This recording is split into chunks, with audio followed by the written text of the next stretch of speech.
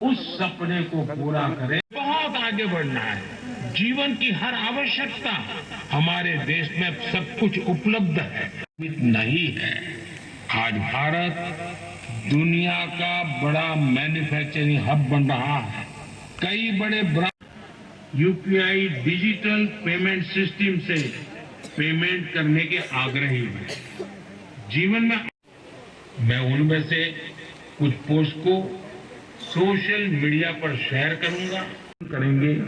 अपने परिवार की हर छोटी मोटी आवश्यकता लोकल से पूरी करेंगे, उनका जीवन शानदार बनेगा। भारत को आत्मनिर्भर बनाइए, मेक इन इंडिया ही चुनते जाइए। कई वजहों से याद करते हैं और श्रद्धा पूर्वक नमन करते हैं। सबसे बड़ी वजह से हर घर से मिट्टी संग्रह करने का आग्रह किया। हर घर से इसमें डाला जाएगा और इसी पवित्र मिट्टी से दिल्ली में अमृत वाटिका का निर्माण हुआ। यह देश की राजधानी के हृदय में अमृत महोत्सव, अपने सेनानियों का सम्मान हो या फिर हर घर तिरंगा, सामुदायिक सेवा की भी अद्भुत मिसाल देखने को मिली है। साथियों, मेरे नौजवान बेटे बेटियों को, जिनके दिलों में देश के लिए कुछ करने का जज्बा है, जो वेस्ट से इस तरह की कलाकृतियां बना सकते हैं, तो मेरा गुजरात सरकार से आग्रह है, वो एक प्रति हर हफ्ते प्लास्टिक वेस्ट जमा करते हैं, जिसका उपयोग আমাদের যে মন কি বাত অনুষ্ঠান মাননীয় প্রধানমন্ত্রী নরেন্দ্র মোদীজি আমরা সবসময় এই দিনটির জন্য বসে থাকি। প্রতি মাসের শেষ রোববারে সাধারণত এই মন কি বাত অনুষ্ঠান হয়ে থাকে এবং সত্যি আমরা এমন সব জিনিস ওনার কাছ থেকে আমরা শুনি যা আমরা কখনো কল্পনাও করতে পারি না। এতদিন ধরে এই এপিসোড চলছে এবং মনে হয় একটার সাথে একটা এপিসোডের কিন্তু কোনো মিল নেই, বা এক একটা যে কথা উনি বলেন, মানে যেগুলো আমরা আগরতলায় বা ত্রিপুরাতে বসে সারা পৃথিবীকে, সারা ভারতকে যেন আমরা দর্শন করতে এরকম একটা অবস্থা। আজকেও দেখুন উনি মীরাবাইজির কথা বললেন 525তম জন্মদিন উপলক্ষে কিভাবে আমাদের কি করতে হবে। একদিকে ওনার সম্পর্কে বললেন, আবার আমাদেরকে একটা দিশাও দেখিয়েছেন কিভাবে সেই জিনিসটা করা উচিত। এখানে 31 তারিখ সর্দার প্যাটেলের, আমরা জানি যাকে লৌহ পুরুষ, আয়রন ম্যান অফ ইন্ডিয়া, যেভাবে অখণ্ডতার জন্য উনি কাজ করে গেছেন, দেশকে একসাথে রাখা, ওনার জন্মদিনকে আমরা কিভাবে পালন করব সেই বিষয়টা উনি রাখলেন।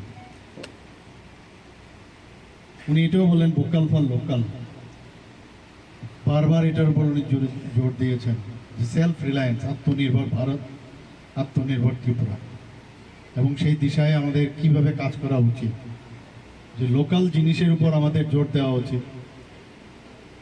বিদেশি যে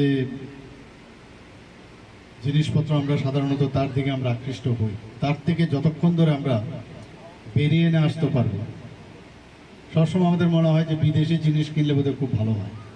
তো আমরা আমাদের নিজেদের জিনিসগুলোকে আমরা একটু সেই চোখে কিন্তু আমরা দেখি না। তো উনি বারবার বলছেন এবার যে দীপাবলি উৎসব আসছে, সেই দীপাবলিতে আমরা যে ভোকাল ফর লোকাল, সমস্ত জিনিস আমরা, সেই বাজি হোক, সেই আপনার দীপাবলির যে আমরা যে মাটির যে ইয়েগুলো দ্বীপ আমরা কিনি, সেইগুলো থেকে শুরু করে সব জিনিস যেন আমরা লোকাল প্রোডাক্ট আমরা কিনি।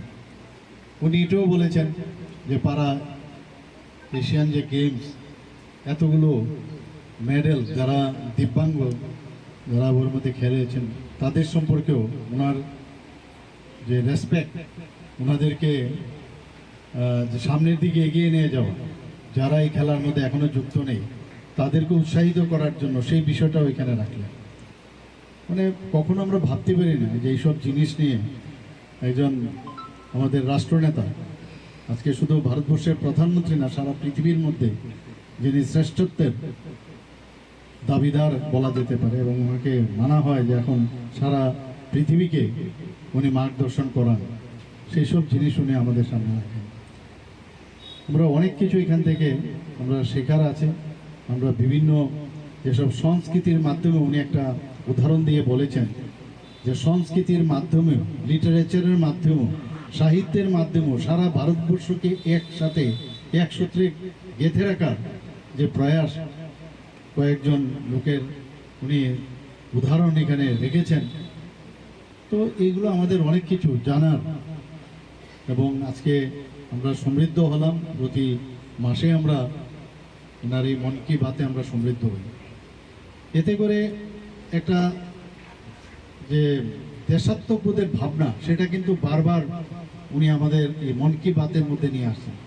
স্বচ্ছ ভারত অভিযানের কথা এখানে বারবার সবসময় স্বচ্ছ ভারত অভিযানের কথা উনি বলেন, সেটাও উনি এখানে দেখালেন।